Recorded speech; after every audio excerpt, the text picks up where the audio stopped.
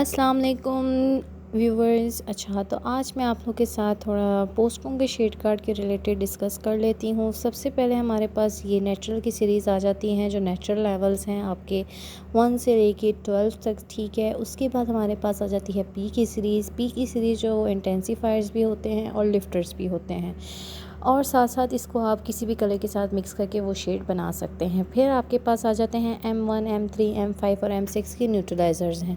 फिर पॉइंट 1 की सीरीज़ आ जाती है। पॉइंट 1 की सीरीज़ जो है वो आपकी ऐश को रिप्रेजेंट करती है।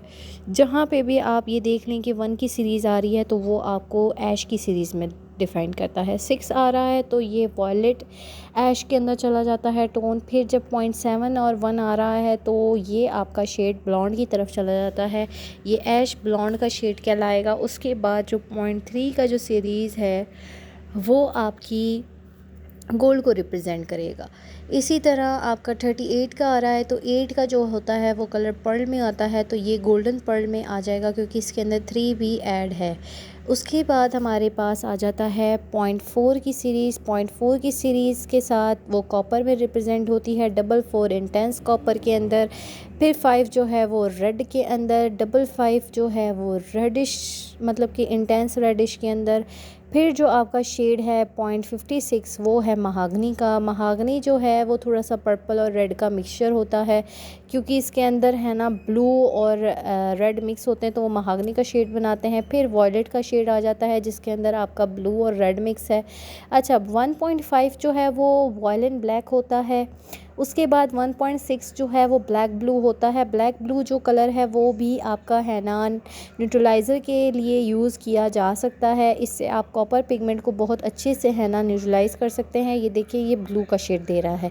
अच्छा, उसके बाद हमारे पास आ जाती है 65 वॉयलेट की सीरीज़। फिर 66 की सीरीज़ आ जाती है, वो भी इंटेंस वॉयलेट शेड हैं।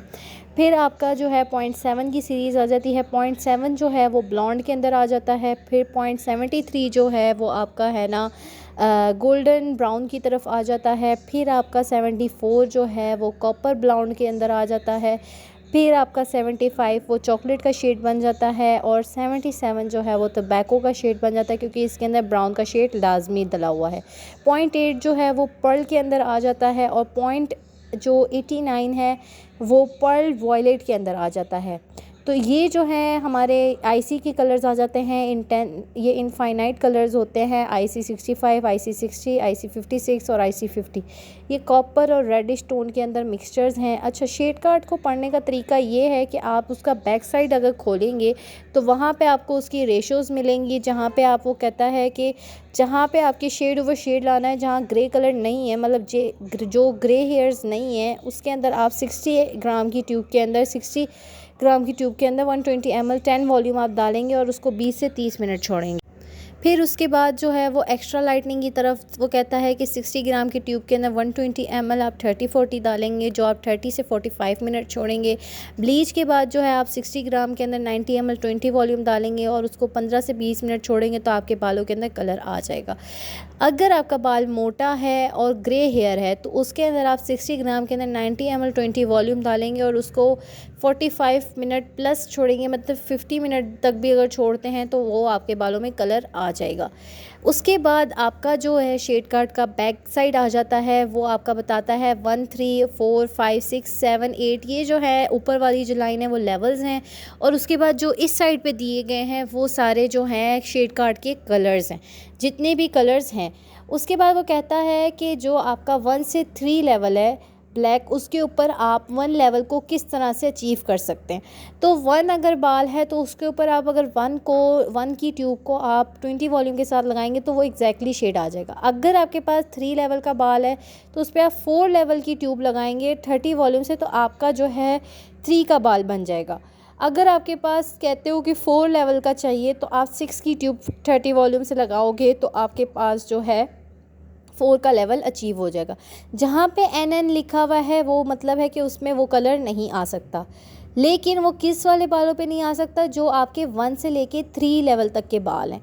उसके बाद आपके पास वो कहता है अगर 5 लेवल का बाल है और उसके अंदर आप जो है किस तरह से करोगे, तो वो कहता है कि मैं आपको ये बताती चलूँ कि 20 वॉल्यूम जो है वो ग्रीन को रिप्रेजेंट कर रहा है, 30 जो है वो ऑरेंज को कर रहा है, ब्राउन जो है वो 40 को कर रहा है, एन का मतलब है नॉट सूटेबल और बी का मतलब है ब्लीच।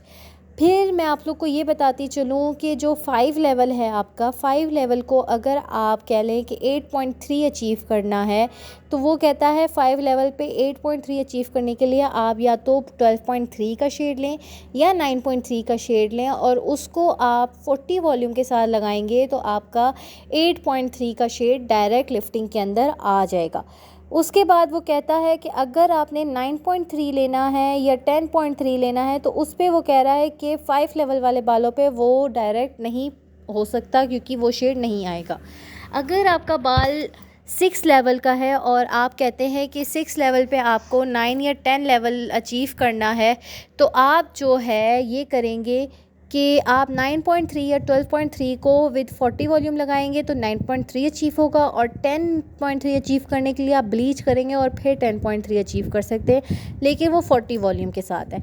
ये पूरा शेड कार्ड इस सारे कलर्स के अंदर किस तरह से अचीवमेंट आप ला सकते हैं वो बताता है, और कौन से लेवल पे कौन सा कलर किस तरह से आएगा वो सारी चीज़ें ये बताता है। जो आपकी ऑरेंज लाइन है वो 30 को रिप्रेजेंट कर रही है, जो ब्राउन लाइन है वो 40 को रिप्रेजेंट कर रही है, एन मतलब नॉट सूटेबल, बी मतलब ब्लीच, ये सारे कलर आपको शेड कार्ड बताता है।